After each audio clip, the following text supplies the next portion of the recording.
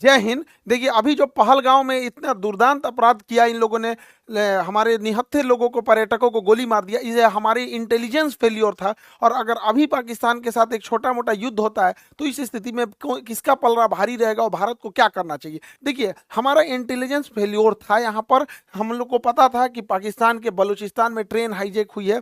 पाकिस्तान इसका ध्यान भटकाने के लिए, अपने फेल्योर को छुपाने के लिए कुछ ना कुछ चीज़ों को करेगा, फिर भी हम लोग ने इसे इग्नोर किया। हालिया में रावलपिंडी में जो इसने बयान दिया था आसिम मुनीर की, हम अलग हैं, हम दुनिया को बताएंगे कि हम मुस्लिम बाकियों से अलग हैं, ये बात हकीकत है कि हम इंडियन मुसलमानों से तुम्हारा कोई तुलना ही नहीं है, क्योंकि शेर और सुअर में कोई तुलना नहीं होता है। इसके अलावे टेरिफ वार भी चल रहा था, इसे भी हमारी इंटेलिजेंस एजेंसियों ने उतना ध्यान से नहीं दिया। हालांकि लास्ट मोमेंट पर इंटेलिजेंस ने कहा था कि अप्रैल के दूसरे सप्ताह में हमला हो सकता है।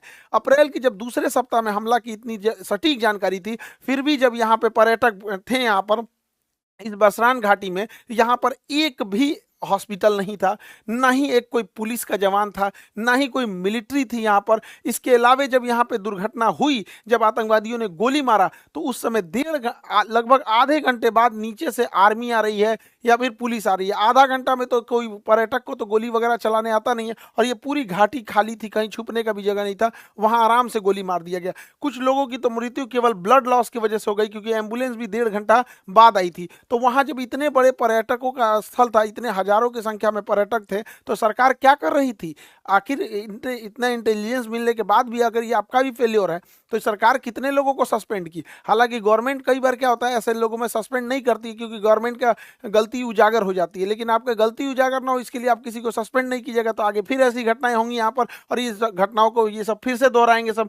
देखिए, इसमें करना क्या चाहिए, बिना लोकल के सपोर्ट के ये नहीं हुआ होगा। तो जो लोकल इनके स्पाई के रूप में काम कर रहे थे, उन्हें सेना जो है पब्लिकली सजा दे, सबके सामने जितनी कठोर सजा हो सकती है उतनी कठोर सजा दो। लेकिन वैसे कश्मीरी जिन्होंने पूरे तन मन से भारत के लिए अपना जान तक इन्होंने निछावर कर दिया, ऐसे कश्मीरी का रिस्पेक्ट होना चाहिए। चाहे वो कोई भी कश्मीरी भाई हो, चाहे वो नजाकत अली हो जो टूरिस्ट गाइड का काम कर रहे थे, लगभग 11 लोगों को बचाएं, चाहे वो माजिद खान ड्राइवर हैं जिन्होंने लगभग 6 लोगों को बचाया, चाहे सैयद हुसैन आबिद हो जो लड़ते लड़ते शहीद हो गए, आतंकवादियों से M4 राइफल छीन लिए, ऐसे लोगों का भी सम्मान होना चाहिए। हालांकि मीडिया में ये सब चीज़ों को दब गए हैं, क्योंकि जब ये दिखाएंगे तो पाकिस्तानियों का भी मनोबल टूटेगा। पहले ऐसे लगता था पाकिस्तानियों को ना कि कश्मीर के सारे लोग पाकिस्तान का साथ देंगे, अब ऐसा नहीं है। हम तो महाराष्ट्र सरकार का भी धन्यवाद देते हैं, एक नाथ शिंदे जी का, जिन्होंने ऐलान किया है कुछ पुरस्कार राशि देने के लिए ऐसे परिवार को, और इनका टूटा हुआ मकान भी बनाने की बात कहे हैं।